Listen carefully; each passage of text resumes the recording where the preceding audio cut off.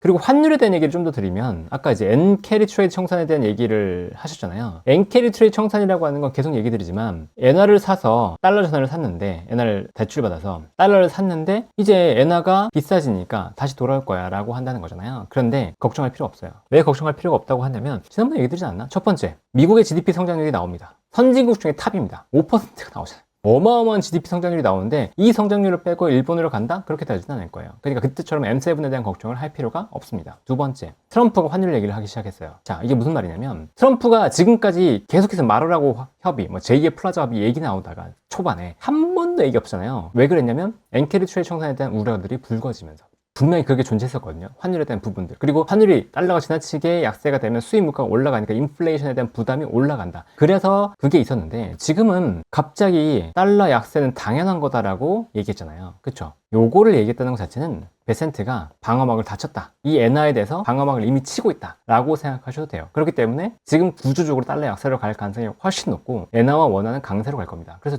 계속 얘기 드리잖아요. 제가 웬만하면 확신에 찬 어조로 얘기를 하지 않아요. 왜냐면 제가 애널리스트를 하면서 굉장히 많이 느꼈기 때문에 단언하거나 이런 것들에서 긍정적으로 별로 좋아하지 않습니다. 그런데 코스피 7천에 대한 건 굉장히 강하게, 그러니까 코스피가 지금 유동성이 풀렸기 때문에 갈 겁니다 라고 하는 것들은 굉장히 강하게 얘기했었죠. 그리고 지난주에 코스닥 갈 겁니다 굉장히 강하게 얘기했었고, 그리고 지난해 11월, 그러니까 넘어가고 12월쯤에 보면 쫄지 마세요. 절대로 지금 쫄지 마세요. 지금 가셔야 됩니다. 적어도 지금 시장 하방 베팅하면 죽습니다라고 분명히 굉장히 강하게 얘기했어요. 그럴 때가 몇 번 있는 거지 제가 전체적으로는 그럴 것 같은데요? 그렇게 저는 생각이 됩니다. 이 정도로 얘기한단 말이에요. 근데 지금 얘기하는 건 뭐냐면 환율, 원화 약세 베팅하면 죽습니다. 원화 약세 절대 베팅하지 마세요. 설사 원화가 지금 1,400원대 이렇게 간다고 하더라도 원화 약세 이렇게 베팅하지 마세요. 절대 안 됩니다. 원화가 강세로 가면 강세로 갔지 1,400원대 간다고 하더라도 살짝 움직이는 정도인 거지 지금 레벨은 원화의 레벨은 1,400원대 정도 그리고 그 이하로 내려가는 레벨이 될 가능성이 굉장히 높아요. 그러니까 원화의 약세 베팅하지 마세요. 지금은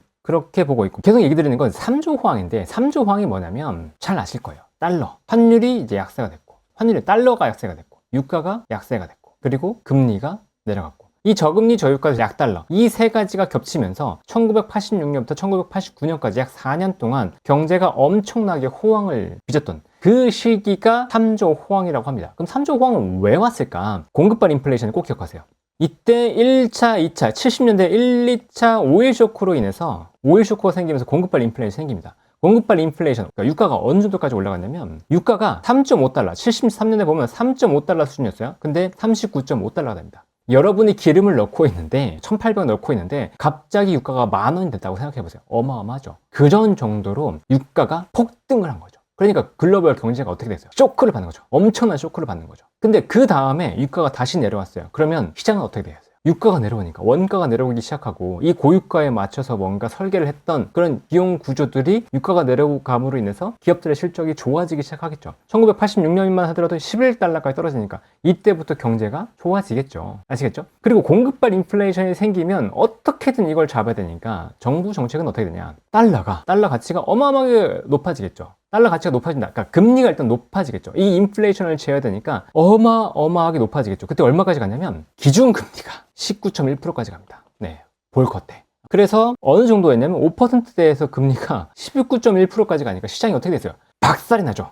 엄청나게 안 좋을 거 아니에요. 경제가 안 좋고 1986년 유가가 내려가면서 경제가 안정되니까 금리가 5.85%까지 내려갑니다. 4분의 1이 되죠. 그러니까 역시나 경제가 어떻게 됐어요? 활황이 되겠죠. 그리고 환율 같은 경우에는 달러원 환율이 872원까지 갔습니다. 1985년에. 근데 1989년에 보니까 674원까지 갔네요. 원화가 엄청나게 강세가 갔잖아요. 그러니까 플라자 합의도 같이 존재하면서 원화가 강세로 갔잖아요. 근데 이 3조 호황으로 인해서 우리나라의 경제가 어마어마하게 GDP 같은 성장하고 이때 주가 지수가 7배, 8배가 올랐어요. 코스피 지수가 140대에서 1000을 처음으로 돌파합니다. 그게 코스피가 있었던 시기예요. 그러면 지금 어떠냐? 지금은 똑같이 공급발 쇼크가 있었죠. 기억나시죠? 왜? 러시아 전쟁으로 인해서 공급발 인플레이션 또 뭐가 있었냐면 우리가 코로나로 인해서 공급발 인플레이션이 2번에 걸쳐서 똑같이 있었잖아요. 그렇죠? 그때 유가가 120불대까지 올라갔었는데 지금 60불대까지 내려왔죠. 반토막이 났죠. 그러면 공급발 인플레이션에 대한 우려, 공급발 인플레이션의 충격 이런 것들이 얼마나 많이 완화가 됐겠어요.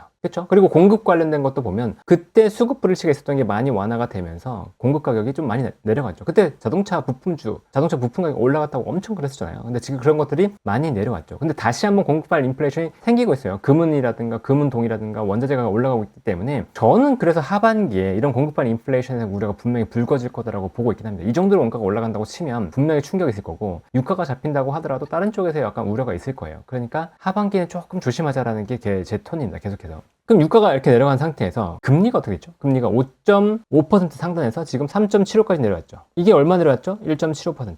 3분의 1 정도 내렸네요. 그러니까 이 금리 하락에 따른 시장의 호황, 유동성의 폭발, 유동성의 증가가 분명히 존재하겠네요. 그러면 지금 환율은 어떻게 됐냐? 환율은 지금 이제서야 내려가고 있네요. 그러면 우리나라는 3조 호황, 그때만큼의 3조 호황은 아니겠지만 이런 3조 호황으로 인한 유동성 효과가 지금은 환율까지도 더해지는 형태가 되겠네요. 환율이 더해지면 뭐가 되죠?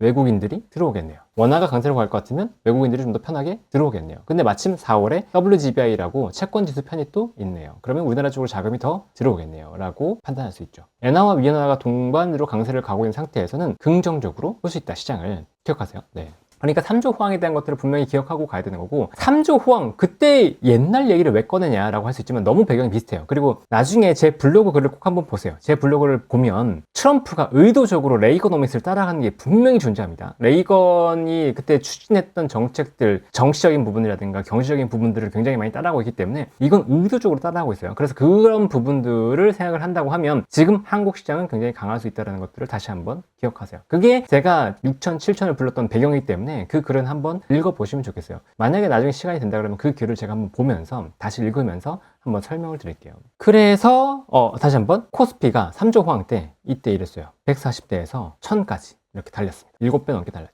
이게 3조 호황 기반으로 한 한국시장 호황 때의 일이었어요. 지금 벌어지고 있는 우리나라 시장의 상승이 이런 랠리와 비슷하다는 거죠. 물론 한국 시장 경제 규모가 커졌고 그리고 절대적으로 금리가 하락하는 거라든가 그다음에 오일 쇼크의 충격이라든가 이런 것들이 그때와는 비교가 되지 않기 때문에 그때보다 작기 때문에 저는 2500 레벨에서 지수가 한 1.6배에서 1.7배 정도까지 상승할 수 있을 거다. 이때는 7배라고 갔다고 한다면 그때만큼 대비해서는 그 정도까지는 안 갈 거고 1.5배, 1.7배 이 정도를 생각하면 2.5배 2.5배 생각을 하면 그때 6천에서 한 7천 정도가 나왔던 거거든요. 그게 이제 계산돼서 얘기를 드렸던 거였어요. 그러니까 아무 근거도 없이 얘기 드렸던 건 아니었고요. 또 많이 궁금하실 거 3조 호황이 우리나라만 있을 것 같으세요? 전 세계적으로 있고 전 세계적으로 있다는 게 이미 느껴지지 않으세요? 돈이 엄청 풀리고 있잖아요. 금 가격이 지금 5,200달러 돌파했죠. 얼마 전에 5,000달러 돌파했다고 했었는데 5,200달러 은이 100달러 돌파했다고 했었는데 바로 110달러 돌파하는 거 보셨죠? 이게 유동성 폭발의 지금 이미 징조입니다. 그러니까 3조 호황은 전 세계적으로 이미 나타나고 있다라고 보셔야 되고요. 그다음에 자동차에 대한 얘기를 좀 더 드리면 자동차는 이런 거죠. 좋은데 그때 좋은 이유가 뭐라고 했죠? 밸류업이었잖아요. 밸류업. 반도체는 계속 제가 3%에서 계속 얘기 드리는 게 반도체는 계속 좋을 겁니다. 왜? 실적 베이스거든요.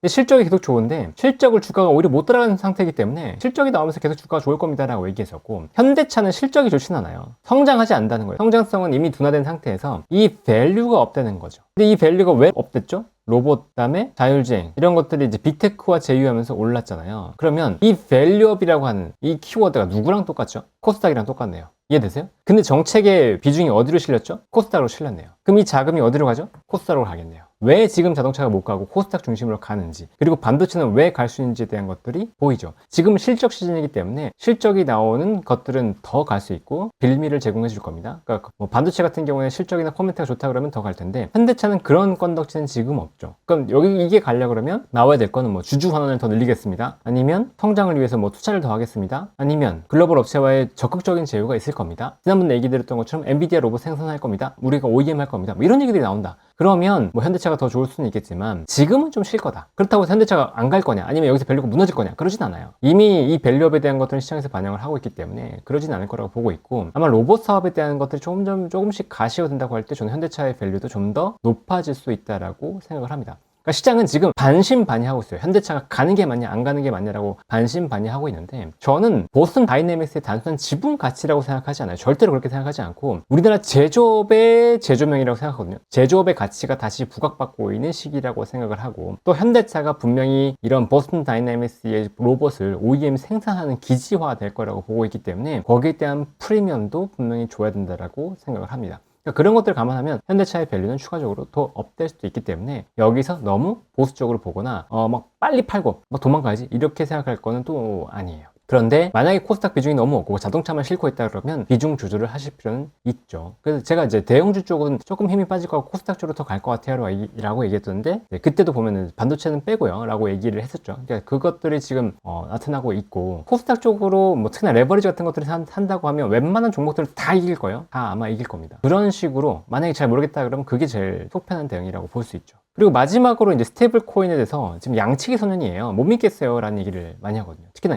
이 코인이라는 놈이 붙으면 나는 못 믿겠어요. 근데 뭐 지금 이제 생각나시는 게 있죠. 제가 얘기 드릴 때 코스닥 못 믿겠어요. 이거는 도저히 못 사겠어라고 얘기했었는데 그 순식간에 시장의 흐름이 바뀌었잖아요. 왜? 정책 때문에. 자, 근데 민주당에서 뭘 얘기했죠? 이 스테이블 코인을 직접적으로 얘기했죠. 그러니까 지금 미국에서 이 코인 속을 드라이브 걸지 못하고 비트코인이 지금 못 가고 있기 때문에 스테이블 코인이 양치기 소년이 되었지만 양치기 소년에서 교훈은 전 두 가지라고 보고 있거든요. 첫 번째 교훈은 일단 거짓말을 하면 안 된다. 두 번째 교훈은 아무리 거짓말쟁이라고 하더라도 이게 무조건 안 믿으면 안 된다. 안 믿으면 내 큰 코 다친다. 믿을 때는 또 믿어야 된다라는 거죠. 그러니까 지금 이 스테이블 코인에 대한 것들이 뭐 한 3번, 2번, 3번 이렇게 우리에게 거짓말을 주고 상처를 줬지만 미래를 봤을 때는 또 기대를 하고 이 산업의 성장을 좀 살펴보는 게 필요하지 않나라는 생각이 듭니다. 다나 같은 게 보면 2021년에 스테이블 코인, 그러니까 코인 관련된 시장이 한참 좋을 때 이렇게 올랐었고 지금도 보면 올랐다가 빠졌다가 이렇게 하고 있죠. 양치기 소년이 돼서 더 이상 못 믿겠어 라고 하고는 있지만 다나리 대표적이니까 제가 얘기를 드리는 거예요. 다나리 사라 이런 얘기가 아니고 그러니까 이런 카카오페이나 뭐 다나리라든가 뭐 헥터 파이낸셜 이런 기업들이 지금은 좀 소외될 수도 있고 하지만 정부 정책이 본격적으로 드라이브를 걸리고 확실하게 정책이 나오고 하면 또 관심을 받을 겁니다. 오늘 빠졌던 건 저는 이렇게 생각을 해요. 은행주를 중심으로 스테이블 코인을 하겠다고 다시 얘기가 나오다 보니까 이런 쪽 그 핀테크 업체들이 별로 좋지는 않았는데 은행이 주도한다고 하더라도 이런 핀테크 업체들의 보조가 분명히 필요합니다. 은행들이 다 개발해서 할 수는 없어요. 그러니까 이런 기업들에 대한 관심을 좀 계속 가지시면 좋겠다. 지금 당장 사라는 게 아니고 다음에 또 뭐가 있을까요? 라고 고민할 수 있잖아요. 그러니까 그런 것들을 고민할 때 이런 것들을 미리 공부하고 있으면 좋다라는 거고 아마 다음에 시간이 되면 CPU 얘기를 좀 하지 않을까 싶어요. 오늘 그